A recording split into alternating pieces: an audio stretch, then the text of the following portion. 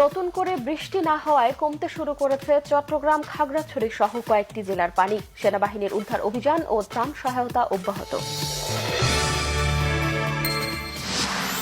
দেশের চলমান বন্যায় 11 জেলায় এখন পর্যন্ত 49 লাখের বেশি মানুষ ক্ষতিগ্রস্ত, মারা গেছে 18 জন।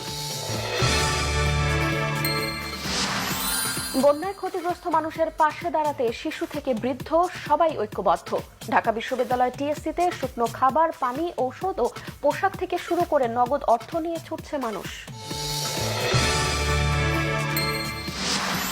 প্রধান উপদেষ্টাকে নির্বাচন ও সংস্কারের রোডম্যাপ ঘোষণা করার আহ্বান জানিয়েছেন বিএনপি মহাসচিব মির্জা ফখরুল ইসলাম আলমগীর।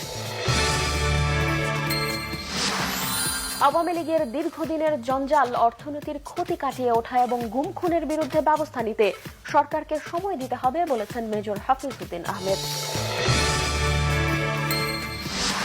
অন্তর্বর্তী সরকারের বিরুদ্ধে ষড়যন্ত্র অব্যাহত, তাদেরকে টিকিয়ে রাখতে হবে বলেছেন বিশিষ্টজনেরা। গণহত্যার বিচার দাবি। 37 দিন বন্ধ থাকার পর কাল থেকে ফের চালু হচ্ছে মেট্রো রেল। আপাতত বন্ধ থাকবে কাজীপাড়া ও মিরপুর 10 স্টেশন। আস্থার সংকট দূর এবং পুলিশ সদস্যদের মনোবল ফেরাতে নগরবাসীর সহযোগিতা চেয়েছেন Dhaka metropolitan police DMP commissioner Mainul Hasan. ভয়াবহ বন্যায় ডুবে থাকা ভারতের ত্রিপুরায় আবারও ভারী বৃষ্টিপাতের পূর্বাভাস।